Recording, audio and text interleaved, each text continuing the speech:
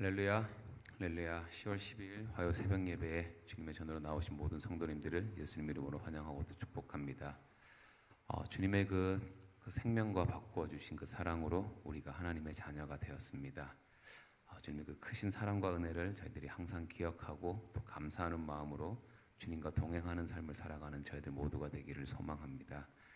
우리 시간 그 한량없는 주님의 그 사랑에 감사하는 마음으로 주님을 함께 찬양하며 나갑시다.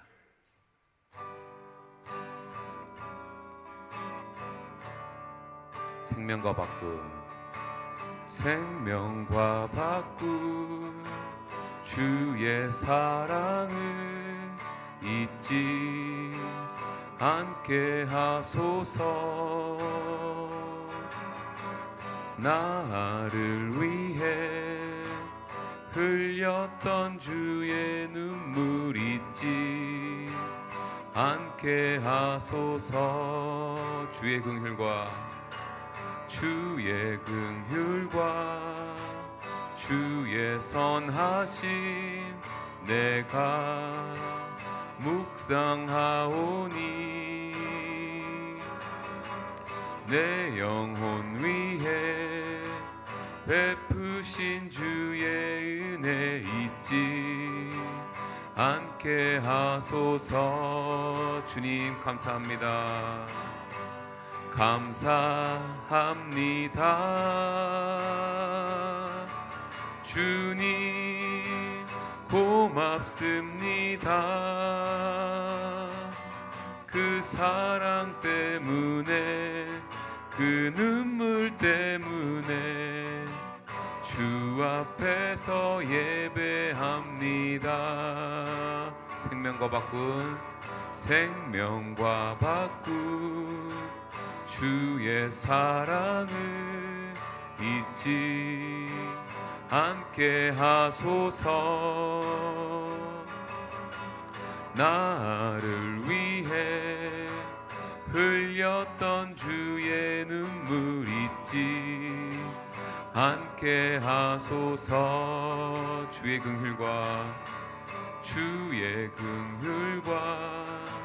주의 선하심 내가 묵상하오니 내 영혼 위에 베푸신 주의 은혜 잊지 않게 하소서. 감사합니다.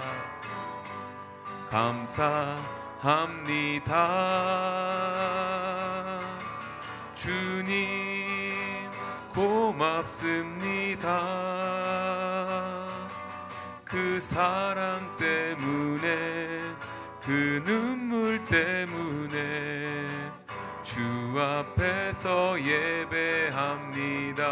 주님 감사합니다.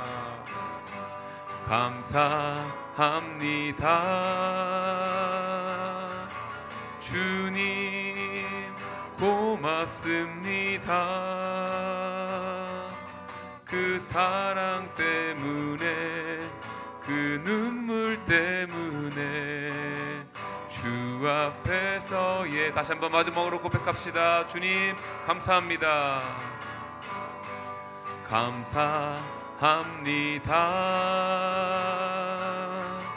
주님 고맙습니다. 그 사랑 때문에 그 눈물 때문에 주 앞에서 예배합니다. 그 사랑 때문에 그 눈물 때문에 주 앞에서 예배합니다.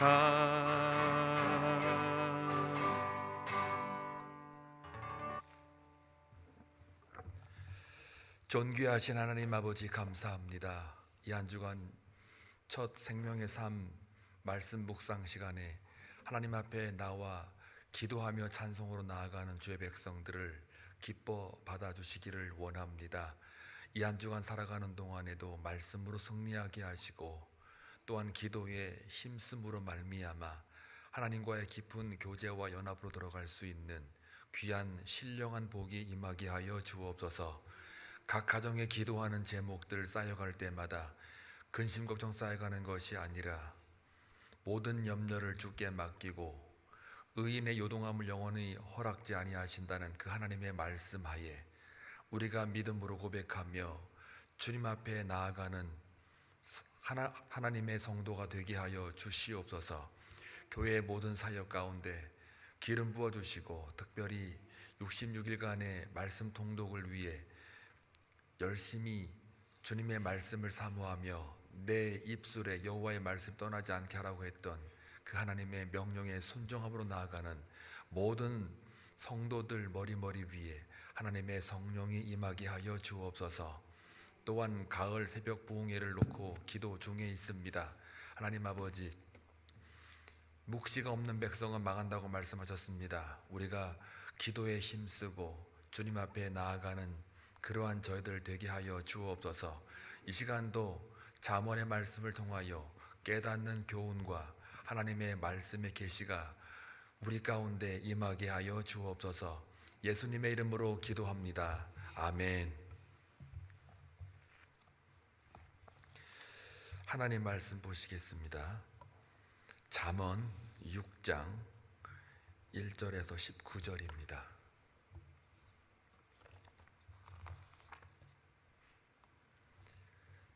잠언 6장 1절에서 19절 함께 교독할 때에 주님의 음성을 들을 수 있기를 바랍니다. 내 아들아, 네가 만일 이웃을 위하여 담보하며 타인을 위하여 보증하였으면 내 입의 말로 내가 얽혔으며 내 입의 말로 인하여 잡히게 되었느니라. 내 아들아, 네가 내 이웃의 손에 빠졌은즉 이같이 하라. 너는 곧 가서 겸손히 내 이웃에게 간구하여 스스로 구원하되 내 눈을 잠들게 하지 말며 눈꺼풀을 감기게 하지 말고 노루가 사냥꾼의 손에서 벗어나는 것 같이 새가 그물 치는 자의 손에서 벗어나는 것 같이 스스로 구원하라. 게으른 자여 개미에게 가서 그가 하는 것을 보고 지혜를 얻으라. 개미는 두령도 없고 감독자도 없고 통치자도 없으되 먹을 것을 여름 동안에 예비하며 추수 때의 양식을 모으느니라. 게으른 자여 네가 어느 때까지 누워 있겠느냐? 내가 어느 때에 잠이 깨어 일어나겠느냐? 좀 더 자자, 좀 더 졸자, 손을 모으고 좀 더 누워 있자 하면 내 빈궁이 강도같이 오며 내 곰핍이 군사같이 이르리라. 불량하고 악한 자는 구부러진 말을 하고 다니며 눈짓을 하며 발로 뜻을 보이며 손가락질을 하며 그의 마음에 패역을 품으며 항상 악을 꾀하여 다툼을 일으키는 자라. 그러므로 그의 재앙이 갑자기 내려 당장에 멸망하여 살릴 길이 없으리라. 여호와께서 미워하시는 것 곧 그의 마음에 싫어하시는 것이 67가지이니 곧 교만한 눈과 거짓된 혀와 무죄한 자의 피를 흘리는 손과 악한 계교를 꾀하는 마음과 빨리 악으로 달려가는 발과 다 같이 거짓을 말하는 망령된 증인과 및 형제 사이를 이간하는 자니라. 아멘. 6장 말씀 딱 세 가지의 주제입니다. 하나는 담보와 보증하지 말라. 두 번째 게으르지 말라. 세 번째 하나님이 미워하는 거 하지 말라. 딱 세 가지입니다. 근데 이게 전부죠. 그런데 여러분들이 이제 잠언을 읽다 보면 제가 서두에 말씀드린 바와 같이 지혜에 그르면 인간에서부터 오는 게 아니고 하나님으로부터 오는 것이다 라고 누누이 반복하여 강조하여 말씀드린 바가 있습니다. 그 지혜를 가지고 모든 잠언들을 들여다봐야 그 잠언이 풀립니다. 해석이 됩니다. 자칫 잘못하면 인간의 지혜, 인간이 연구해서 쌓은 경험적 지식 이것으로 이해할 때가 있습니다. 그래서 많은 사람들이 이 본문들을 해석할 때에는 잘못하면 성경이 고작 도덕과 윤리를 가르치는 정도의 책으로밖에는 미치지 못하는 거죠. 하나님의 말씀은 하늘에서 온 신령한 복들이기 때문에 인간이 만들어낼 수 있는 게 아닙니다. 오늘도 여러분들이 1절부터 4절까지 보게 되면 담보하지 말라, 보증하지 말라 이렇게 되어 있습니다. 그래요. 우리가 살아가는 동안 담보 잘못 쓰면 완전히 집 날려먹지요. 사업부도 나지요. 또 보증 잘못 써가지고 돈 떼인 사람 한둘입니까? 그거 하지 말라. 그러면 그것 때문에 담보 쓰고 보증 서줘서 잠도 못 자고 완전 코 꿰가지고 네 인생 망친다. 결론은 그 얘기거든요. 문자 그대로 해석하면 1절부터 4절까지 다 그 얘기예요. 뭐 다른 이건 해석할 필요는 없고, 그래서 나중에 3절 보게 되면은 내 이웃에게 간구해 스스로 구원하되 제발 담보 보증 풀어달라고 간청 좀 해라. 그렇게 이제 주석이 나와 있습니다. 또 4절에 보게 되면은 담보 쓰고 보증 쓰면 내 눈을 잠들게 하지 말라. 그러니까 잠자지 말고 눈꺼풀을 감기게 하지 말라. 졸지도 말라. 그러면서 비유를 들죠. 노루가 사냥꾼의 손에서 벗어난 것 같이 새가 그물 치는 자의 손에서 벗어난 것 같이 스스로 구원하라. 빨리 담보 준 자, 보증 쓴 자, 그거 빨리 취소해서 너가 자유롭게 살아라. 그런 얘기입니다. 이게 만약에 하나님의 말씀이면 웃기는 거 아닙니까? 웃기는 거 아니에요? 이게 왜 이런 데 기록이 되어 있어요? 그리고 만약에 그 다음에 또 6절부터 10절까지 11절까지 보게 되면 게으름에 대한 이야기를 하죠. 개미 얘기합니다. 그러면서 졸지도 말고 좀 더 자자, 졸자, 뭐 누워있지 말자, 뭐 이런 얘기를 하는데 한마디로 게으르지 말라, 성실해라, 부지런해라 그러잖아요. 뭐 일찍 일어나는 새가 먹이를 더 많이 잡아먹는다, 뭐 산다. 그러니 열심히 성실함을 가지고 부지런하게 살아라. 그리스도인이면 부지런해야지 게으르면 안 된다. 그런 얘기하는 것 같아요. 다 그렇게 이해하고 계시죠? 그 다음에 개미를 봐라. 개미가 얼마나 부지런하냐.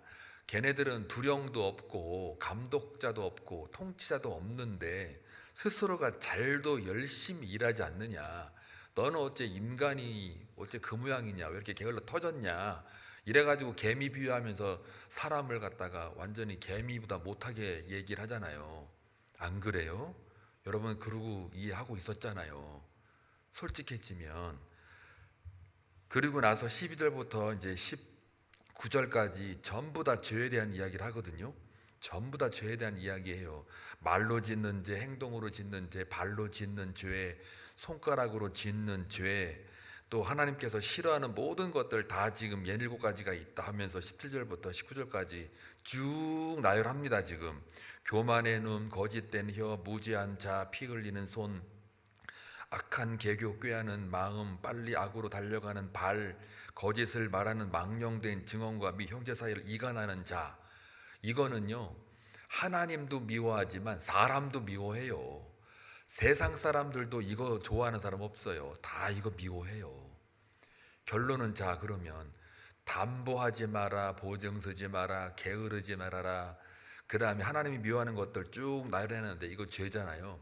이 잘못된 것들 하지 말아라. 여기까지만 끝내면요 오늘 잠언 6장 1절부터 19절까지의 말씀은 어떻게 내가 삶을 살아갈 때에 인간적인 삶을 바르게 살 수 있고 도덕과 윤리로 살 수 있을까? 처세술을 이야기하는 것 같잖아요. 그러면 끝. 더 이상 할 얘기가 없습니다. 이 하나님의 말씀이 아니잖아요. 그러면 다 그렇게 이해할 수밖에 없어요. 이 문자 그대로 해석하면은. 자 그러면 이제 담보하지 말아라, 보증하지 말아라. 그 다른 잠언에도 보면요 똑같아요. 잠언 22장 26절 말씀, 너는 사람과 더불어 손을 잡지 말고 남의 빚에 보증 서지 말아라. 예, 다른 본문에도 보증 서지 말라고 분명히 얘기하고 있어요. 또 잠언 17장 18절에 보게 되면 지혜 없는 자는 남의 손을 잡고 그의 이웃 앞에서 보증이 되느니라. 이것도 이제 보증 서지 말라는 얘기거든요. 제가 두 개만 얘기했지만 더 많아요. 보증 조심해라, 담보 조심해라. 다 지금 오늘 1절부터 4절까지 나온 말씀처럼 담보 쓰지 마, 보증 쓰지 말어. 그러다가 너 콧괴. 이런 얘기가 굉장히 많아요. 잠언에. 그런데요 또 어떤 본문에는요 담보를 해라, 보증을 서라 이렇게 말하는 데도 있어요. 그러니까 자 보세요. 욥기 17장 3절, 청하건대 나에게 담보물을 주소서, 나의 손을 잡아줄 자가 누구리이까. 이건 뭐예요?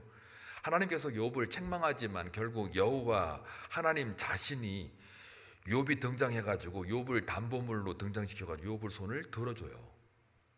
이건 담보물이잖아요. 또 시편 119편 122절 그냥 몇 개만 추려서 말씀드리는 거예요. 이게 굉장히 많은데 그냥 몇 개만, 이 새벽이니까 뭐 길게 할 수는 없어서. 시편 119편 122절 주의 종을 보증하사 복을 얻게 하시고 교만한 자들이 나를 박해하지 못하게 하소서. 이게 뭐예요?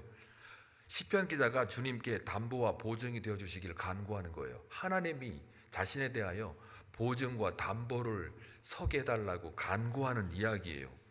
고린도후서 1장 20절에서 22절 말씀, 특히 22절 말씀, 그가 또한 우리에게 인치시고 보증으로 우리 마음에 성령을 주셨느니라. 성령을 담보로 혹은 보증으로 우리에게 주셨다, 이렇게 되어 있습니다. 고린도후서 5장 1절에서 5절 말씀 중에 특별히 5절 말씀만 읽을게요. 다 읽진 않을 것 같고, 곧 이것을 우리에게 이루게 하시고 보증으로 성령을 우리에게 주신 이는 하나님이시니라. 보증 쓰신 분이 하나님이에요. 보증 쓰지 말라며요. 담보하지 말라며요. 근데 하나님 하고 계세요. 그 다음에 또 에베소서 1장 14절 말씀, 원래 더 읽어야 되는데 그냥 끝에 것만 할게요. 이는 우리 기업의 보증이 되사 그 얻으신 것을 속량하시고 그의 영광을 찬송하게 하려 하심이라. 결국 성령이 담보물로 보증금으로 지불된 자, 그게 성도라는 이야기예요. 이게 이제 또 성령이 우리를 향하여 담보가 되고 보증이 됐어요. 우리 죄 사하려고요.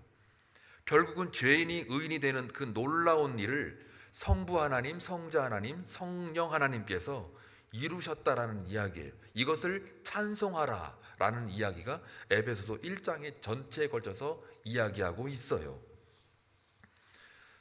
자, 그러면은 이제 잠언을 이렇게 쭉 들여다보면 담보하지 말라, 보증하지 말라, 오늘 본문을 포함해서 다른 본문들도 보증 잘못 쓰면 큰일 난다, 담보 쓰지 마라, 이렇게 얘기를 하면서도 동시에 다른 본문에서는 실제적으로 하나님이 성령을 통하여 또 예수 그리스도가 우리의 죄값 치르기 위해서 본인이 담보로 잡혀갖고 지금 우리 죄를 사하셨잖아요. 이게 엄청난 담보죠. 보증이죠. 지금 제가 쭉 읽어봤던 바와 같이 어떤 때는 담보 보증을 하라고 하시고 어떨 때는 하지 말라고 하시잖아요. 그럼 이 말씀을 잠언에서 왜 이 말씀을 등장시켰을까요? 바로 인간의 담보와 보증은 헛된 것이다예요. 하나님의 지혜 안에서의 담보와 보증, 즉 사람을 살리고 마치 하나님의 삼위일체 하나님처럼 성부, 성자, 성령, 아버지는 아들 예수를 담보로 해서 우리를 구원하시고 그 아들은 또 떠나면서 성령을 담보로 하여 우리를 인치시고, 이렇게 삼위일체 하나님이 똑같이 우리의 죄를 구원하기 위하여 인류를 사랑하셔서 담보로 보증으로 우리를 속량하셨다라고 되어 있지 않습니까? 그러면서 잠언에서는 담보하지 말라, 보증하지 말라, 이건 뭘까요?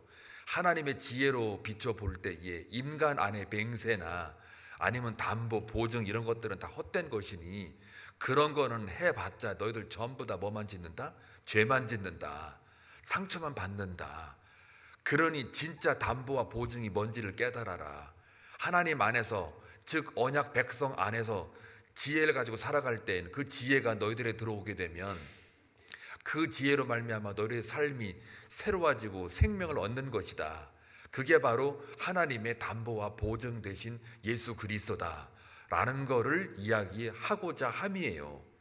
자, 그런 자들이 자연의 이치에 따라 개미들도 열심히 지금 살아가고 있잖아요. 그런데 개미도 자연 법칙, 어떤 이치에 따라서, 개미가 무슨 머리가 좋아서 그래요? 아니면 뭐 성실함을 훈련 받아가지고 열심히 일하는 거예요? 아니잖아요. 개미는 판단력도 없고 생각도 없고 이성도 없고 의지도 없어요. 그냥 개미는 하나의 피조물로서 자연의 한 일부분으로서 자연 법칙, 자연의 이치에 따라 하나님이 창조 원리로 그 개미를 만들었는데 그 창조 원리에 따라 개미는 움직일 뿐이에요. 그게 성실함으로 부지런함으로 나타날 뿐이란 말이에요. 그렇게 자연의 이치에 따라 움직이는 개미들도 그 이치에 따라 저렇게 열심히 자기 본분에 충실하거늘 타락한 인간, 타락한 인생을 바라보니까 저 개미보다 못하다. 여기서 타락한 인생이란 뭐예요? 하늘의 지혜를 벗어난 사람들, 죄 속에 빠져서 허덕이는 사람들, 자기 탐욕과 욕심에 따라 살아가는 사람들, 그 사람들은 하늘의 지혜 밖에서 지금 자기 멋대로 자기의 의를 위해서 살아가는 사람들, 하물며 저 미물 개미도 자연의 이치에 따라 움직이고 살아가면 저렇게 부지런하게 성실하게 살아가는데, 너희들은 하나님의 생기를 받은 인간들이기 때문에 하나님의 뜻과 목적에 따라 하늘의 지혜에 따라서 살아가야 되면 그게 멋진 인생이 될 터인데, 너희들이 그 지혜 밖으로 튀어나와서 자기 마음대로 탐욕대로 살아가는 그 의싹기, 그 모습을 보아하니 자연의 이치에 따라 살아가는 개미보다도 못하다. 저 개미를 봐라. 쟤네들은 통치자도 없고 감독자도 없고 뭐 이성이 있고 생각도 없는 쟤들이 자기들의 이치에 따라 잘 가고 있지 않느냐. 따라서 인간들도 하늘의 이치에 따라 잘 가고 있어야 한다 이 말이에요. 하나님의 지혜에 따라 잘 가고 있어야 그게 제대로 된 인간이다 이 말입니다. 그래서 개미를 비유로 들은 거예요. 그냥 부지런해라, 성실해라, 개미도 저렇게 열심히 일하는데 인간이 열심히 일하면 어떡하냐, 이걸 말하는 게 아니고요, 하늘의 지혜 안에 거하라는 이야기예요. 그리고 여기 게으르는 이유가 뭐라 그래요? 피곤해가지고 잠자는 건 괜찮아요. 그런데 게을러서 잠을 자고 있는 거 아니에요. 그 게으름이란 하나님에 대한 열정과 주를 사랑하는 마음, 하늘의 지혜를 사모하는 그 마음에 대한 게으름, 그것 때문에 좀 더 자자 졸자 이런 것들이 전부 다 영적으로 지금 타락해 있는 거예요. 그래서 개미보다 못하는 거예요. 자연의 이치에 따라 살아가는 개미보다도 더 못한 인간이 돼버렸다. 어떤 인간이요? 타락한 인간, 하나님의 지혜로부터 벗어난 인간, 자기 마음대로 사는 인간, 하나님이 명령하는 것에 따라 지키지 않고 자기 의싹기로 집중되는 그 인간, 그 인간이 뭐에 대한 게으름? 하나님의 갈망함에 대한 게으름. 이것 때문에 너희들이 하늘의 이치에 벗어난 삶을 살 수밖에 없다. 그걸 게으름이라고 하는 거예요. 그걸 성경은 죄라고 하는 거예요. 기도하라. 그래도 하늘의 지혜를 타고 가면 당연히 기도하는 거고, 순종하라. 그러면 그것도 하늘의 지혜 타고 가면 당연히 하는 거예요.